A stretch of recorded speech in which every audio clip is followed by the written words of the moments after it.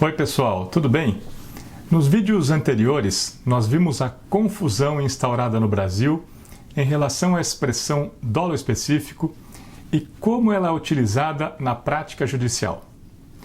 Hoje eu quero analisar alguns casos com vocês para esclarecer quando essa expressão pode ser empregada e até ser útil na explicação da situação e em que casos ela não deve ser empregada porque não tem nenhum sentido e ainda gera confusão.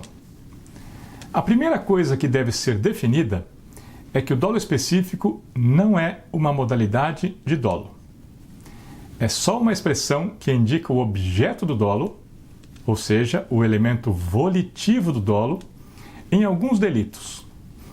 E esses delitos são aqueles descritos em tipos que podem ser divididos em duas partes. No meu livro de Direito Penal, por exemplo, eu denomino esses elementos subjetivos do tipo como uma especial finalidade da conduta. O crime de perigo de contágio de moléstia grave, por exemplo, tem essa estrutura. O sujeito deve praticar o ato capaz de produzir o contágio com o fim de transmitir a moléstia a outrem. A primeira parte do tipo descreve uma conduta típica objetiva, a prática do ato capaz de transmitir a moléstia. E a segunda parte descreve a intenção do sujeito. E é essa intenção que atribui sentido ao ato descrito na primeira parte.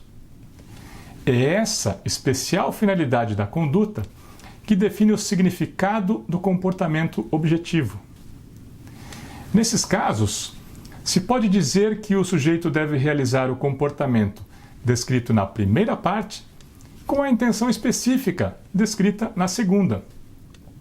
Dizer que essa intenção específica seria um dolo específico não está tecnicamente certo, mas também não chega a ser um problema.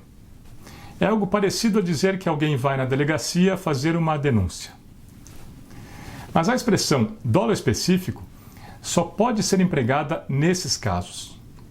Ela não deve ser empregada em relação a delitos cujo tipo não seja dividido em duas partes, como é o caso da injúria e da apropriação indébita. Dizer que na apropriação indébita é necessário o dolo específico de apropriação é o mesmo que dizer que no homicídio é necessário o dolo específico de matar. A consequência disso seria que em todos os casos de dolo direto de primeiro grau, seria necessário o dolo específico de realizar a conduta e produzir o resultado. Então, todos os crimes materiais seriam de dolo específico. E essa expressão seria inútil. Além disso, ela perderia o seu potencial para identificar as particularidades dos crimes descritos em tipos que podem ser divididos em duas partes. Portanto, ela deve ser empregada com muito cuidado. Não é uma espécie de dolo e só serve para identificar o objeto do dolo, o seu elemento volitivo, nos tipos divididos em duas partes. Mas antes de terminar, eu gostaria de comentar com vocês um exemplo interessante, o caso do latrocínio. Se vocês analisarem a estrutura formal do tipo do crime de latrocínio, vocês vão ver que é um roubo qualificado. O parágrafo 3º do artigo 157 do Código Penal combina uma pena diferente para o caso de, em consequência da violência praticada como meio para a subtração, ocorrer a morte da vítima. A conduta típica é a subtração. É um crime contra o patrimônio. E o comportamento objetivo é a subtração. O resultado é a subtração. A violência é o meio empregado para a subtração e a morte é uma consequência do emprego desse meio. Por esse motivo, se nós considerássemos um caso em que o sujeito praticou a violência, mas não conseguiu subtrair o objeto, teríamos uma tentativa. Mesmo que em consequência dessa violência, a vítima viesse a morrer. Isso porque o sujeito praticou a conduta típica, mas não alcançou o resultado, que era a subtração. Mas você que estuda direito penal sabe que não é assim.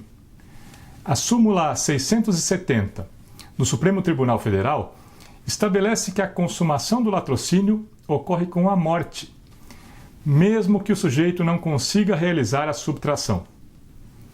O que essa súmula fez?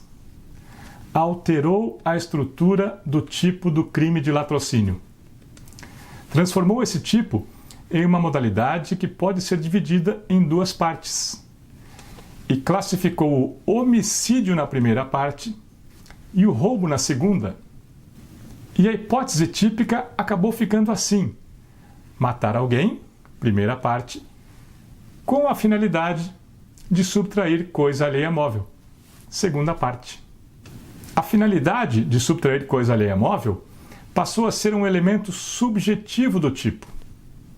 Vejam que interessante.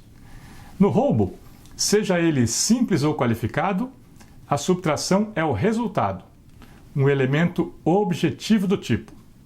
Se não ocorrer a subtração, o fato típico não estará consumado. Mas no latrocínio, apesar de ser um roubo qualificado, a subtração é só um elemento subjetivo do tipo. A subtração não precisa ocorrer para a consumação do fato típico. A subtração é só uma finalidade específica que orienta a conduta do homicídio. Então a jurisprudência transformou um crime contra o patrimônio em um crime contra a vida. Apesar de o tipo estar descrito como um roubo qualificado, na verdade é um homicídio qualificado. Matar alguém com uma finalidade específica. Interessante, não é mesmo? Bem, pessoal, assim concluímos mais esse assunto. Eu espero que vocês tenham gostado e que o conteúdo tenha ajudado a entender melhor a expressão dolo específico.